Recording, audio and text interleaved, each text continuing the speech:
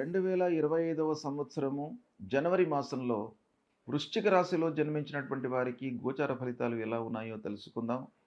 ముందుగా ఈ వృశ్చిక రాశి జాతకులకు ఈ జనవరి మాసంలో గ్రహస్థితి ఎలా ఉంది, ముఖ్యమైనటువంటి గ్రహాలు ఏ ఏ స్థానాలలో సంచరిస్తున్నాయో చూద్దాం.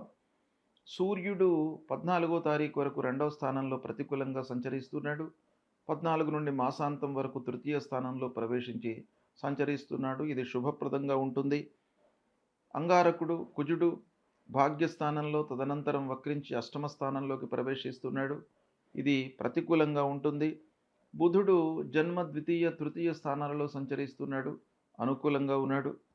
గురువు సప్తమ స్థానంలో అనుకూలంగా సంచరిస్తున్నాడు.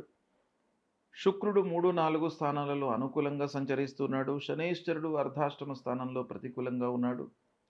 రాహువు పంచమ స్థానంలో ప్రతికూలంగా ఉన్నాడు. కేతువు ఏకాదశ స్థానంలో అనుకూలంగా ఉన్నాడు. ఈ విధంగా గ్రహస్థితి ఉంది. ఓవరాల్గా మనం చూసినట్టయితే వృశ్చిక రాశి వారికి శుభ ఫలితాలు ఈ జనవరి మాసంలో కనబడుతున్నాయి. కొంత మనము సద్వినియోగపరుచుకున్నట్టయితే లాభాలను గడించడానికి, సంతోషంగా ఉండడానికి ఈ మాసం మీకు బాగా అనుకూలంగా ఉంది. అయితే 1-2 వారాలు సామాన్యంగా ఉంటాయి. సూర్యుడు ప్రతికూలంగా ఉన్నాడు గనక 1-2 మాసాలలో కొన్ని ఇబ్బందులు తప్పవు. కనుక 1-2 వారాలు సామాన్యంగా ఉంటూ 3-4 వారాలు మట్టుకు శుభప్రదంగా ఉన్నాయి. బంధువులు స్నేహితులతో మనస్పర్ధలు ఉంటాయి. తొందరపడి నిర్ణయాలు తీసుకోవడంతో పనులలో ప్రతికూల ఫలితాలు గోచరిస్తున్నాయి. మీరు చేయవలసినటువంటి కర్తవ్యం ఏంటంటే తొందర లేకుండా సహనంతో నిర్ణయాలు తీసుకోవాలి. ప్రణాళికాయుతంగా ముందుకు వెళ్ళాలి. 1కి 4 సార్లు ఆలోచించి అనుభవజ్ఞుల యొక్క సహాయ సహకారాలు కూడాను తీసుకొని ముందుకు వెళ్ళాలి. ఇక పూర్వం ఉన్నటువంటి సమస్యలు, వాటి మూలకంగా రుణభారం పెరిగేటువంటి అవకాశాలు ఉన్నాయి కాబట్టి ఆర్థికపరమైనటువంటి సమస్యలపై మీరు మనస్సు నిలపాలి.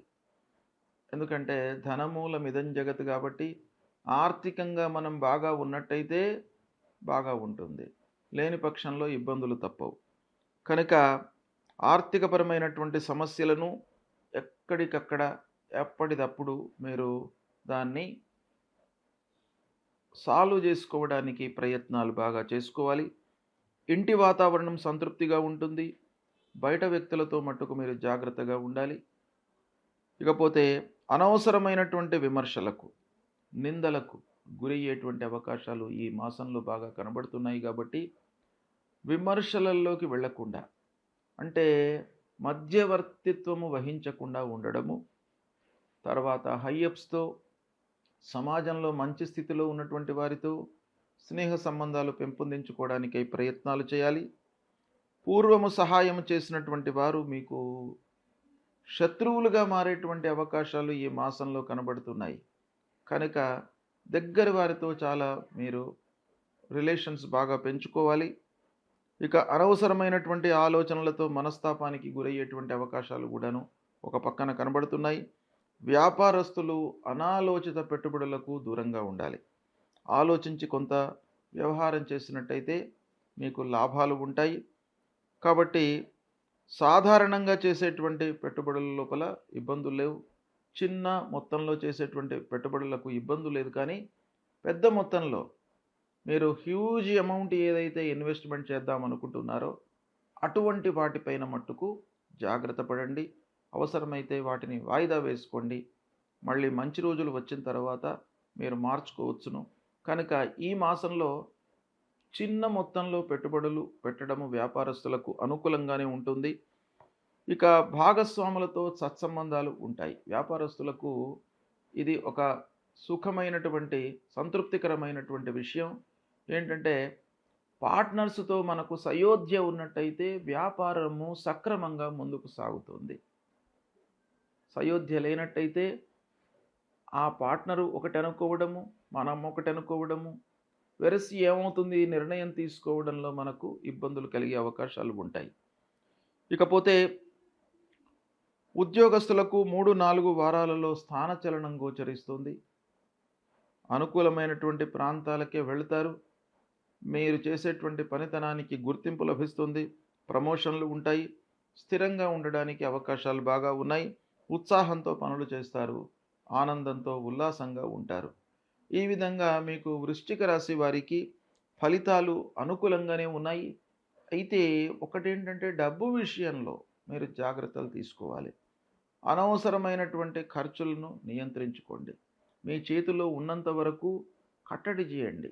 ఖర్చులను నియంత్రించుకోండి. మిగతావన్నీ గూడాను మీకు సుఖమయంగా జరిగేటువంటి అవకాశాలు బాగా ఉన్నాయి. అయితే ఓవరాల్‌గా మనం ఆలోచించినట్టయితే వృశ్చిక రాశి వారికి ఈ జనవరి మాసంలో కుజుడు 9, 8 భాగ్యస్థానము మళ్ళీ వక్రించి అష్టమ స్థానంలోకొస్తున్నాడు.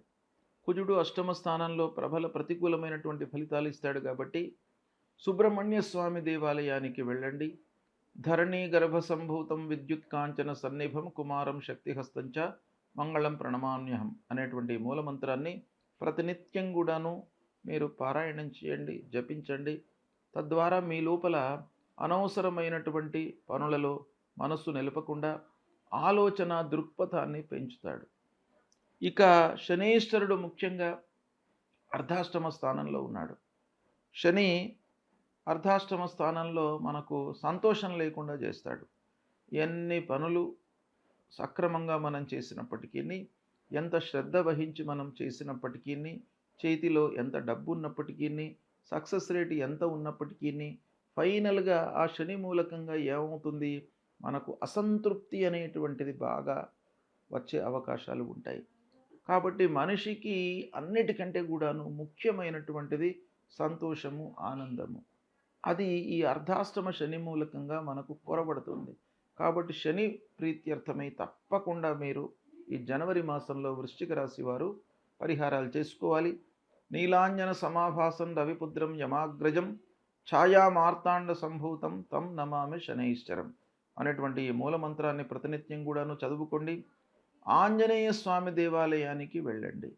ఆంజనేయ స్వామి దేవాలయానికి వెళ్ళి ఆంజనేయ స్వామికి 3 ప్రదక్షిణాలు చేసి ఆ భగవంతుడి ముందు నిశ్చలమైనటువంటి మనస్సుతో ఒక్క నిమిషం నిలబడి మనోజవం మారుతతుల్య వేగం జితేంద్రియం బుద్ధిమతాం వరిష్టం పాతాత్మజం వానరయూత ముఖ్యం శ్రీరామదూతం శిరసా నమామి అనేటువంటి ఈ శ్లోకాన్ని పఠిస్తూ ఆ స్వామివారికి నమస్కారం చేసుకున్నట్టయితే మీ లోపల భయము, భ్రాంతి ఇవన్నీ కూడాను లేకుండా మిమ్మల్ని అనుగ్రహిస్తాడు ఆ ఆంజనేయ స్వామి.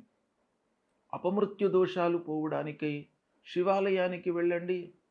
ఆ పంచాయతనం శివుడు, గణపతి, అంబిక, సుబ్రహ్మణ్య స్వామి, నాగేంద్రుడు ఇలా అన్నీ కూడాను మీకు శివాలయంలో ఉంటాయి. కాబట్టి శివాలయానికి వెళ్ళి ఆ శివుడిపై ఏకబిల్వం శివార్పణం అని ఆ బిల్వపత్రాన్ని ఆ శివుడిపై ఉంచి నమస్కారం చేసుకున్నట్టయితే మీకు అపమృత్యు దోషాలు తొలగుతాయి. ఆరోగ్యంగా ఉంటారు మీరు. మీ లోపల భయం లేకుండా ఆ భగవంతుడు, ఆ శివుడు, శంకరుడు మిమ్మల్ని అనుగ్రహిస్తాడు. ఇక రాహువు అమ్మవారు, అందులోనే మీకు శివాలయం లోపలనే అమ్మవారు కూడా ఉంటుంది. కాబట్టి ప్రత్యేకంగా మీరు మళ్ళీ అమ్మవారి దేవాలయానికి వెళ్ళవలసినటువంటి అవసరం లేదు. శివాలయానికి వెళ్ళినట్టయితే ఆ శివాలయం లోపల మీకు మధ్యలో శంకరుడు ఉంటాడు, గణపతి ఉంటాడు, అమ్మవారు ఉంటుంది, సుబ్రహ్మణ్య స్వామి ఉంటాడు, నాగరాజు ఉంటాడు, విష్ణుమూర్తి ఉంటాడు, సూర్యభగవానుడు ఉంటాడు. ఇలా ప్రధానమైనటువంటి గ్రహాలన్నీ కూడాను ఆ పంచాయతనంలో మనకు కనబడతాయి గనక ఒక్క శివాలయానికి వెళ్ళండి. మీకు ఈ అర్ధాష్టమ శనితో పాటు రాహువుకు సంబంధించినటువంటి దోషాలన్నీ కూడాను దూరమవుతాయి. కనుక ఇది పాటించండి, మీకు శుభ ఫలితాలు కలుగుతాయి. శుభం.